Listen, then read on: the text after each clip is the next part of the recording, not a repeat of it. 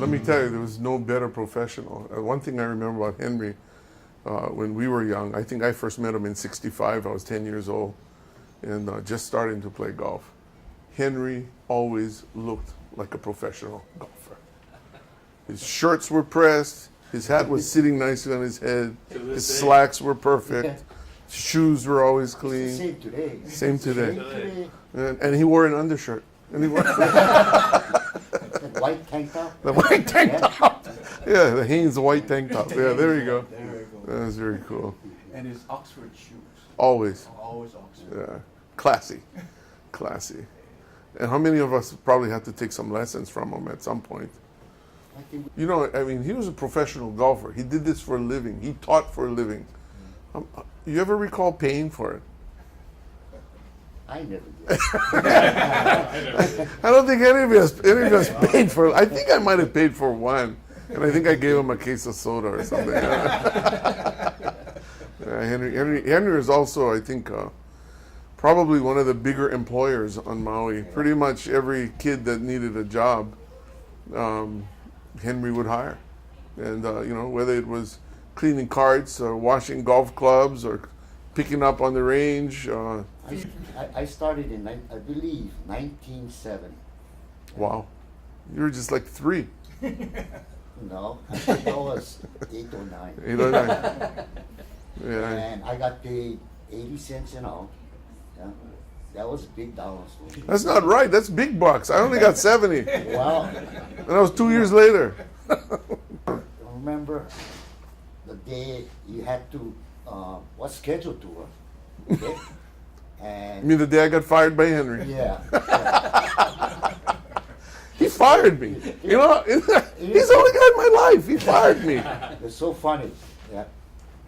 I was in the pro shop washing the rentals, cleaning it. Then here comes Tony walking down 18, ready to punch in to work.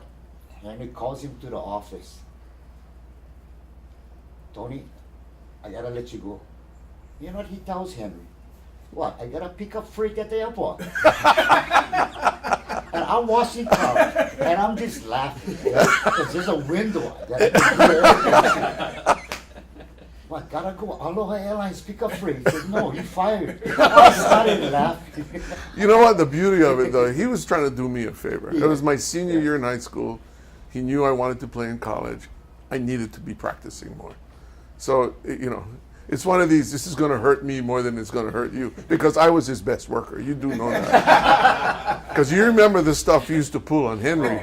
I got to tell you this one story of Blake Higashi was pretty bad to Henry, but Henry used to do some things. Henry didn't exactly dole out the cash, you know. So one day we had to go clean the range.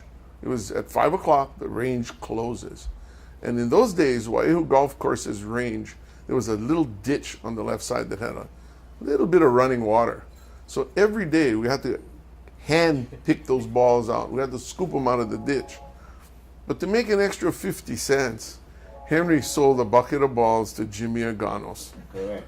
And Jimmy had a nice little duck hook working. Right where we stand. Right where we were. These balls were just landing all around us. Well, I was getting a little annoyed. And so we concocted a little scenario that said, look, the next ball that goes anywhere close to either of us, we drop. And then what did you do? Ball went right over my head. I went down. He went I was laughing. And I ran to his side, and I was tending to him, but it looked like he was writhing in pain. We were laughing our butt off because it was hilarious. We thought it was funny. So the first thing we see is Aganos. Aganos kind of stutters, and in those days, in the range, there was this thick brush. You didn't have all the clean grass of today. It was a thick brush. Aganos comes hesitating, and then he comes running down. But where we jammed up is we didn't know that everybody else was watching. Blake's father came flying out, and I thought he was going to have a heart attack. Through the brush, Henry came out on a cart. Omi came down. This brush is 6 feet tall. Dad is like 5'5". He went through that like nothing. And here comes Omi with the golf cart coming down the hill. Coming down.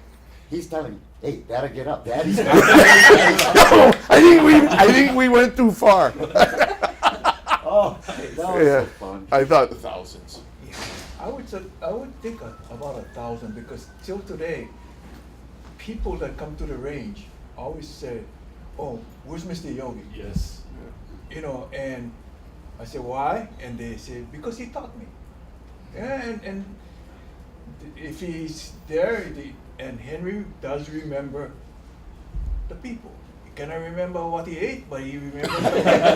You know. Well, right around 15 years ago, Henry came over and basically asked, as you would expect Henry to do, could we, work together? And I was overseeing. I was director of golf at Maui-Lani, and the Dunes was a couple years old, but we hadn't opened the range yet. So obviously, we were delighted that Henry would even have, an inkling that he might want to teach for us, and we said absolutely.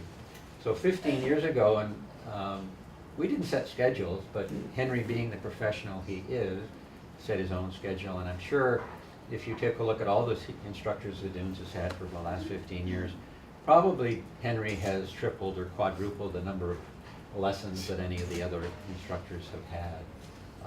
And most of them, as we've already been discussing, is either for no remuneration or some, but generally speaking, he did it because he wanted to continue the legacy, and he just has done that. He's still doing it. To this After day. 15 years, he's still doing it. Every morning, he's here basically. Got a great routine, goes on the course and gives some lessons on the course as well. So we have been blessed at the Dunes to have Henry. Never ends. How long is he hitting the driver today? Oh, 200 yards. Perfect. Down the middle every single time. Every single generous. time. That's Every single time. Does he still, his routine? He always does this. I haven't heard that. I haven't heard He gives a little hitch. He does it. And he takes his backswing.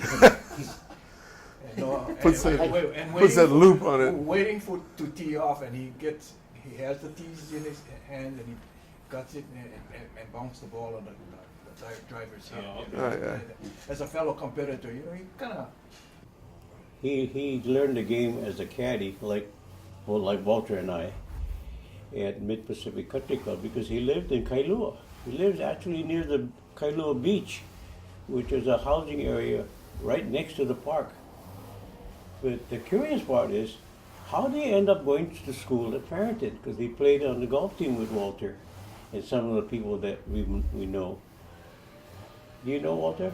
Well, it's very fortunate that first time I met him when he was a senior, coming to Farrington from Kailua.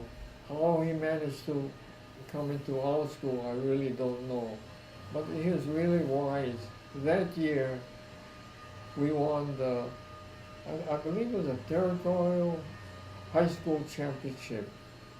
It was a great upset because previous to that, all the championships were won by the caddies from Kaimuki Wildlife Country Club. Country Club. Yeah.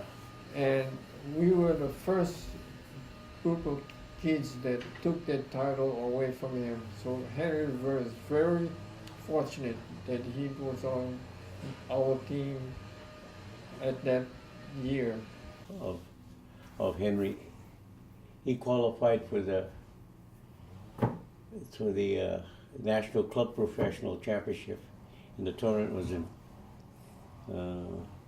Bell and Isle, which is the old JDM, the old PGA headquarters. And it's the first time he played in that championship. It was kind of a good experience because Henry got to see golf pros from all over the country, that they were the best players of our age. We were in our 50s at the time.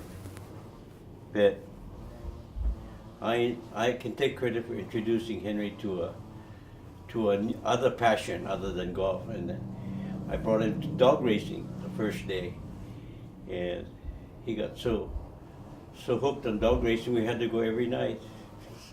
So I'll have to take the blame for that. Well, Henry actually was, I believe, the only Oriental, head professional during our time. And he went to Maui Country Club, and then a couple of years he then went to Wai'eho. When he went to Wai'eho, he had a terrific junior golf program. Every year, every summer, he would have anywhere from 50 to 75 kids dropped off at the golf course. Actually, during his time, he was probably noted as a babysitter. I'm very proud of Henry. And like Walter said, it's about time somebody recognizes the fact that here's a guy who dedicated 60 years of his life to the game of golf and the community of golf in Maui. Congratulations, Henry, on being inducted into the PGA World Hall of Fame. You know, it's where you belong. I'll see your plaque in St. Petersburg, and I look forward to visiting there someday. It's an honor well deserved. You know, I only joking, Henry. Aloha. Congratulations, Henry. This is a award well deserved for your years of service to promoting this game of golf, for growing this game that will last us for a lifetime. I think this award just perpetuates your legacy of teaching others to enjoy golf and a game for life, and this award will be forever. Henry, I just want to say on behalf of the Hana here at the Dunes at Maui Golf Course, and on behalf of all the apprentices and members of the Loa section, we want to congratulate you and thank you on an honor well deserved. Thank you, Henry. Henry, congratulations. Such an honor to be part of you and be part of this celebration, to be in the Hall of Fame. I'd like to thank you on behalf of all the junior golfers on Maui and probably around the world.